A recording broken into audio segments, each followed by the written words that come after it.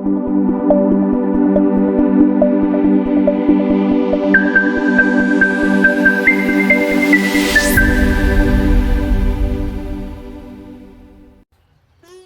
नमः शिवाय। श्री शिव महापुराण रुद्र संहिता युद्धखंड अध्याय 194।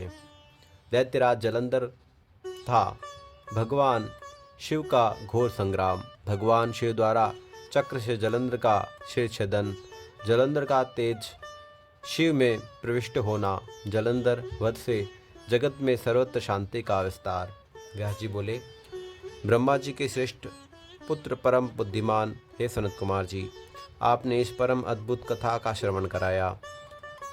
इसके बाद क्या हुआ?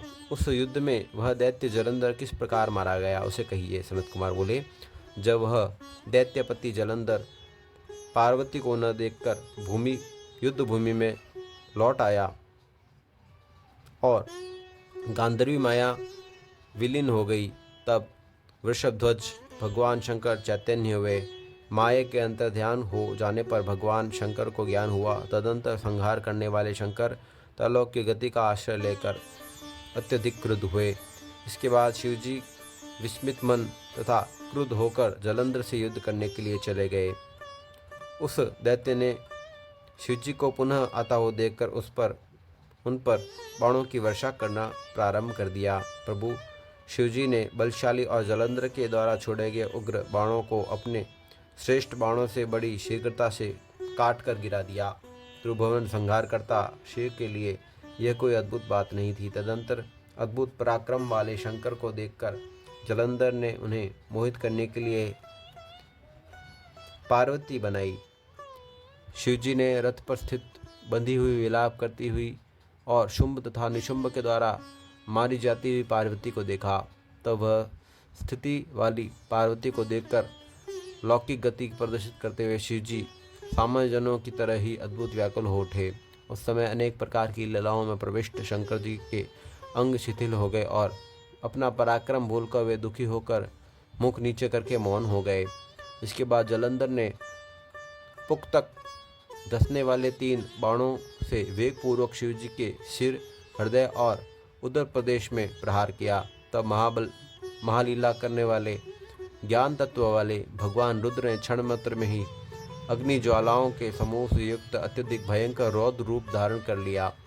उसके इस अति महारौद्र रूप को देखकर महादैत्यगण सम्मुख खड़े रहने में असमर्थ हो गए और 10 दिशाओं में भागने लगे। हे मुनीश्वर, उस समय वीरों में विख्यात महावीर जो शुंभ और निशुंभ थे, वे भी रण में स्थित न रह सके। जलंधर के द्वारा रची गई माया क्षण मात्र में ही विलुप्त हो गई। उस संग्राम में चारों ओर महान हाहाकार होने लगा। तब उन दोनों को भागते हुए देखकर क्रुद्ध हुए रुद्र ने धिक्कार कर उन शुंभ निशुंभ को इस प्रकार शाप दिया। रुद्र बोले, तुम दोनों दैत्य महान दुष्ट हो। तुम दोनों पार्वती को दंड देने वाले हो, मेरा महान अपराध करने वाले हो और संग्राम से भाग रहे हो। युद्ध से भागने वाले को नहीं मारना चाहिए, अतः मैं तुम दोनों का वध नहीं करूंगा, किंतु गौरी मेरे युद्ध से भागते हुए तुम दोनों का वध अवश्य करेगी। अभी शंकर जी यह बात कह ही रहे थे कि जलती हुई अग्नि के समान समुद्र पुत्र जलंधर अत्यधिक क्रुद्ध हो उठा। उनके बड़े वेग के साथ शिवजी पर तीक्ष्ण बाणों की वर्षा करना प्रारंभ कर दिया, जिससे पृथ्वीतल बाणों के अंधकार से ढक गया। अभी रुद्र उसके बाणों को काटने लगे थे, इतने में ही बलशाली ने परिघ से वृषभ पर प्रहार किया। उस प्रहार से आहत हुए वृषभ रणभूमि से पीछे की ओर टलने लगे। शंकर जी के द्वारा खींचे जाने पर वह युद्ध भूमि में स्थित न रह सका। हे मुनीश्वर, उस समय महारुद्र ने सभी के लिए अति दुस्सह अपना तेज लोक में दिखाया। वह सत्य है। उन प्रभु रुद्र ने अत्यधिक क्रुद्ध होकर रौद्र रूप धारण कर लिया और वह सहसा प्रलय काल के अग्नि के समान अत्यंत भयंकर हो गए। मेरु श्रृंग के समान अचल और दैत्य को अपने आगे स्थित देखकर तथा उसे दूसरे से अवध्य जानकर वे स्वयं उस दैत्य को मारने के लिए उद्यत हो गए। जगत की रक्षा करने वाले उन महाप्रभु ने ब्रह्मा के वचन की रक्षा करते हुए हृदय में दया का भाव रखते हुए उन दैत्य के वध के लिए मन में निश्चय किया। उस समय क्रोध करके अपनी लीला से त्रिशूलधारी भगवान शंकर ने महासमुद्र में अपने पैर से के अंगूठे से शीघ्र ही भयानक और अद्भुत रथ चक्र का निर्माण किया। उन्होंने उस महासमुद्र के समान अत्यंत ज्वालायमान रथ चक्र का निर्माण करके तथा स्मरण कर कि निश्चय ही इससे तीनों लोकों का वध किया जा सकता है।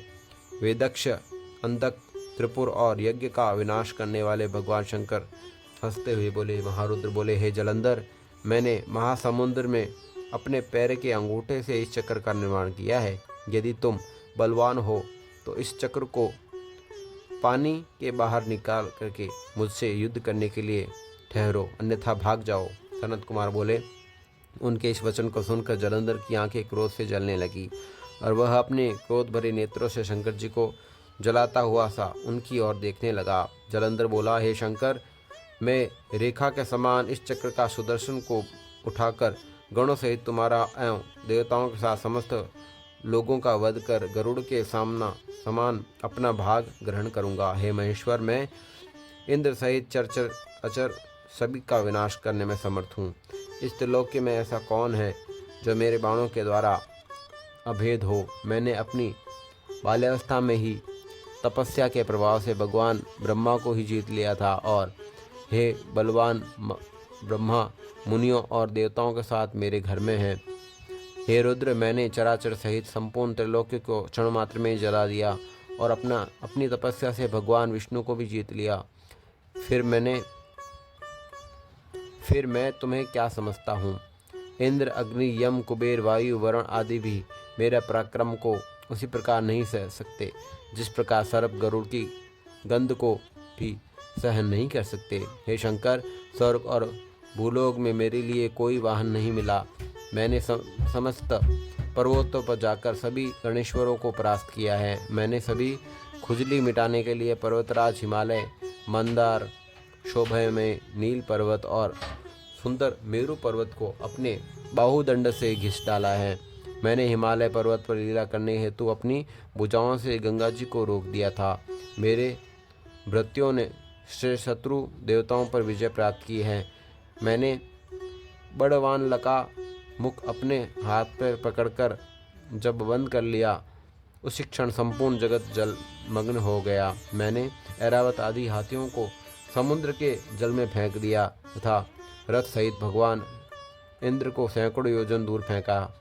मैंने विष्णु जी के सहित गरुड़ को भी नारायण पास में बांध लिया और उर्वशी और अप्सराओं को अपने कारागार में बंदी बना लिया। हे रुद्र, त्रिलोकी पर विजय प्राप्त करने वाले मुझ सिंधु पुत्र बलवान महादैत्य जलंधर को तुम नहीं जानते।